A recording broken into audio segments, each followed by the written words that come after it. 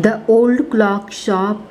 Part 1 में हमने जाना कि मिस्टर रे की शॉप में 2 अजनबी आए और मिस्टर रे जो थे वो पहचान गए कि ये कुछ बुरे इरादे से आए हैं और वो उनसे पूछते हैं एक नोट लिख कर कि मे आई हेल्प यू, मैं क्या आपकी सहायता कर सकता हूँ। चलिए पार्ट 2 में आगे देखते हैं क्या होता है। Ray knows that his visitors are in need. Ray जान लेते हैं कि ये जो विजिटर्स हैं ये इनको कोई कुछ आवश्यकता है। He accepts an old watch in exchange for a good sum of money. और वो स्वीकार करते हैं, एक पुरानी घड़ी को एक्सचेंज करते हैं और उसके बदले में उन्हें एक अच्छा धन देते हैं, पैसे देते हैं। The message of peace and goodwill spreads everywhere as the old clocks chime merry Christmas. अब ये जो ओल्ड क्लॉक्स था वो उससे क्या हुआ, वो जब उसके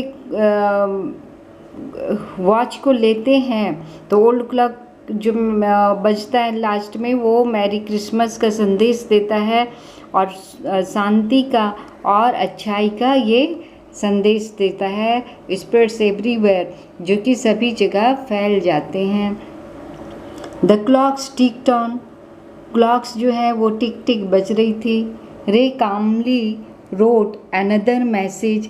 रे चुपचाप शांतिपूर्वक दूसरा मैसेज लिखते हैं। Have you come to pick up a clock और watch.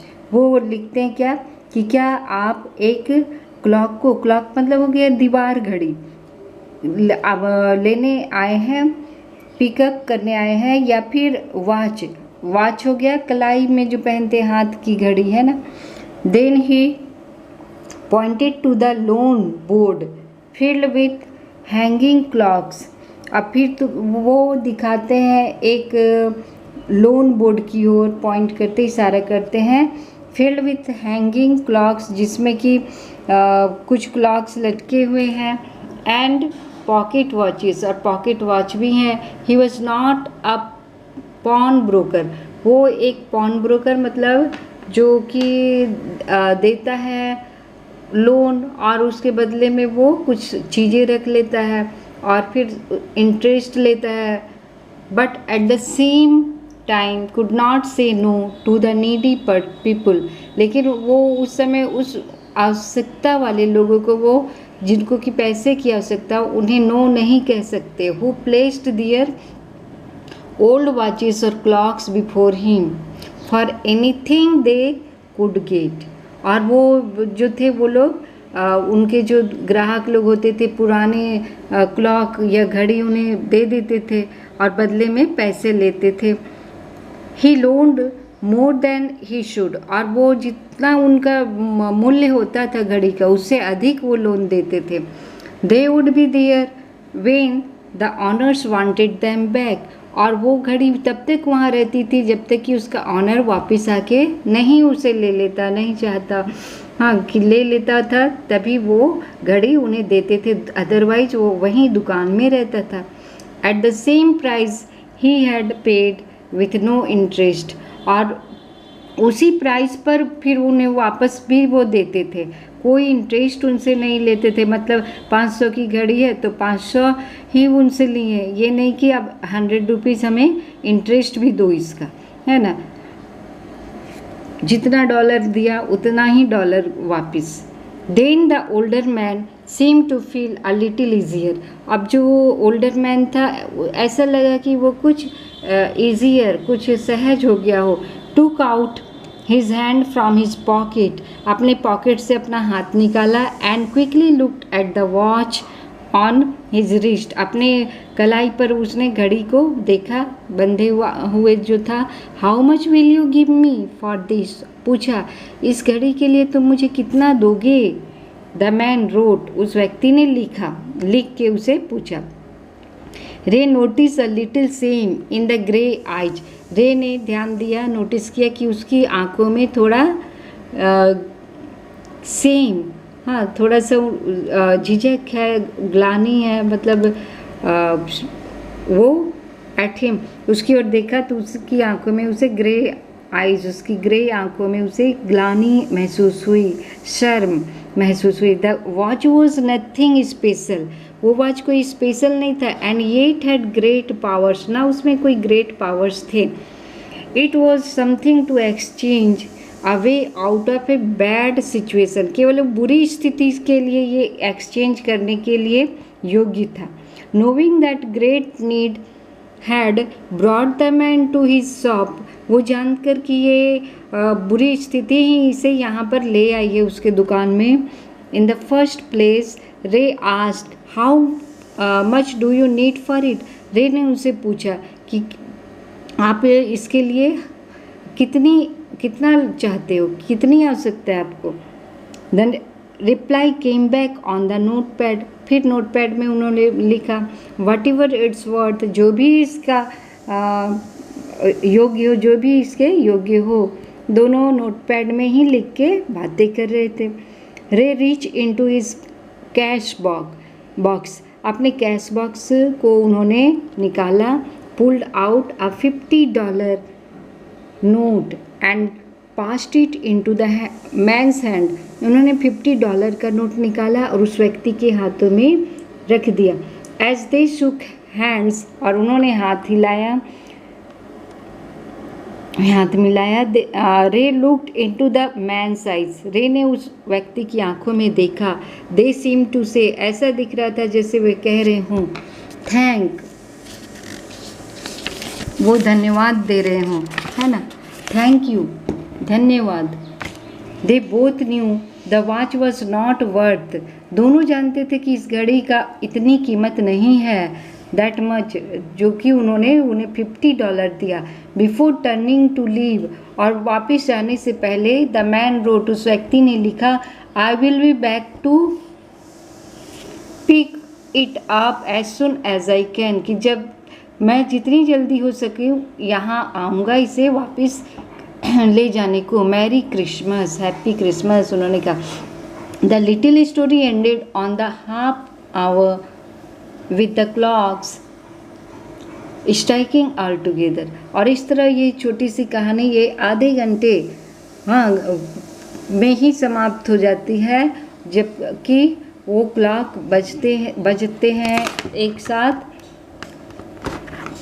The timepieces which had been looking on silently all the while rang out the time with such feeling that even Ray thought he could hear them. और वो जो आवाज़ थी time piece की, which had been looking on silently all the while, जो चुपचाप सब कुछ मानो देख रही थी। रैंग आउट द टाइम, और उसने टाइम को बताया, रैंग आउट किया। With such feeling that even Ray thought, इस फीलिंग के साथ जिसे कि रे ने भी अनुभव किया। ही कुड हियर वो दैम, वो जैसे कि वो उन्हें सुन सकता हो। Their sweet musical message was filled with hope, और उनका जो स्वीट म्यूजिकल मैसेज था वो बिल्कुल ही आशा से भरा हुआ था। मतलब क्या कि रे ने उनकी सहायता की, उन दोनों व्यक्ति की। वो जो थे वो आए थे किसी और मकसद से, लूटपाट करने, लेकिन रे की जो उन्होंने उसे ₹50 दिया उनके घड़ी के बदले, इससे वो बहुत ही कृतज्ञ हुए, है ना। और वो चले गए ये कह के कि वो जल्द ही वापस आएंगे। तो ऐसा लगा जैसे कि एक आशा और एक भर गई हो वहाँ पे। म्यूज़िकल नोट जो सुनाई पड़ रहा हो उसे वो मिस्टर रे भी सुन रहे हो। मतलब कोई अच्छा काम करने से अच्छा लगता है ना। The timeless message of peace on earth, और पृथ्वी पर जो ये शांति का मैसेज था, goodwill towards all was left by the 3 man, और इन तीनों व्यक्ति के द्वारा जो एक अच्छाई का संदेश फैल गया था वातावरण में, इससे बहुत अच्छा लगा सबको। Who stood in the old clock shop, तीनों जो खड़े थे वो उन तीनों को ही इस अच्छाई का पता चल रहा था। मिस्टर रे जो सहायता किए और वो दोनों व्यक्ति जो कि बुरे इरादे से तो आए थे, लेकिन उनकी परिस्थिति बुरी थी, उनके इरादे इसीलिए बुरे थे। जब वो अच्छाई का उन्होंने अनुभव किया तो उन्हें अपने आप में शर्म महसूस हुई, है ना। तो इस तरह देखिए कि आप लोग किसी सिचुएशन को जो बुरा होने वाला हो उसे किस तरह से शांतिपूर्वक अच्छाई में बदल सकते हैं। यहाँ क्वेश्चंस भी हैं। What made Ray think the visitor was not really a shopper? कैसे रे को पता चला कि मिस्टर रे को वो वास्तव में शॉपर नहीं था? Because they have no friendly looking, है ना, कोई फ्रेंडली लुकिंग नहीं था in their eyes. One was standing at the door. How do you think he had come to the shop? आप कैसे समझते हो कि वो शॉप में आए थे? Why do you think? क्यों आप सोचते हो he had come to the shop? वो शॉप में आए थे, क्यों आए थे? शॉप आप समझते हो कि वो शॉप में आए थे क्यों? तो because they wanted to rob the shop. How did Ray communicate with them? Ray communicate with them by writing on a notepad. What do you think the man said to his friend who waited at the door? दरवाजे पर जो खड़ा था उसे उसने क्या कहा होगा, उस व्यक्ति ने, हाँ, उस अपने फ्रेंड को? तो वो बताया होगा कि मिस्टर रे जो है, about the mister Ray and what we can do here. और ठीक है, इसका क्वेश्चन आंसर मैं आपको दे दूँगी डिस्क्रिप्शन में, वो आप देख लेंगे। Ray was not a pawn broker. Ray कोई ये उधारी देने वाले साहूकार नहीं थे, पॉन ब्रोकर नहीं थे। Why then did he lend money to people in exchange for their old watches and clocks? तो फिर वो लोगों को क्यों देते थे ओल्ड वॉच और क्लॉक के बदले पैसे? Because he could not say no to the needy people, है ना। वो बहुत ही अच्छे व्यक्ति थे और सहायता करना लोगों का चाहते थे। The watch was nothing special and yet had great powers. Watch में कोई स्पेशल चीज़ें नहीं थी, लेकिन उसमें ग्रेट पावर था। In what sense did it have great powers? कैसे इसमें ग्रेट पावर्स थे? तो जो वॉच था, the watch was worth for exchange of something, है ना, मनी को देने के योग्य था वो वॉच। उसी के बदले ना उसे $50 मिल गए, इसीलिए इसे कहा गया great powers. It have great powers. Do you think the man would ever come back to pick up the watch? क्या आप समझते हो क्या वो व्यक्ति कभी वापस आया होगा वॉच को लेने? तो इसमें यस नो दोनों हो सकते हैं। यस लिखेंगे तो आप लिखेंगे कि they were very grateful to mister Ray and they were helped by mister Ray so they would come, है ना, वो आएंगे। और नो लिखेंगे तो they got the money, how much money? $50, हाँ, for a worthless clock, a watch, so they it may say that they would not come. When did the unfriendly face of the visitors turn truly friendly? वो unfriendly face जो था उन visitors का, वो बिल्कुल ही सही रूप से friendly कैसे हो गया, कब हो गया, है ना? When they got $50 for a worthless watch, their face turned friendly, है ना। इस तरह से ये हमने केवल समझा दिया आपको क्वेश्चन आंसर। जहाँ इसको पूरा अच्छी तरह से क्वेश्चन आंसर लिखने के लिए आप डिस्क्रिप्शन में जो लिंक है दिया हुआ उस पर क्लिक करें और क्वेश्चन आंसर आपको मिल जाएंगे लिखा हुआ। ओके, और आप कमेंट करेंगे आपको कैसा लगा, और सब्सक्राइब करेंगे, लाइक करेंगे, शेयर करेंगे। आपकी दीदी मेनका जी। ओके, और नेक्स्ट लेसन का भी आप देखेंगे वीडियो, ग्रामर का भी, टेंस है, पार्ट्स ऑफ स्पीच है। Okay, thank you, have a nice day.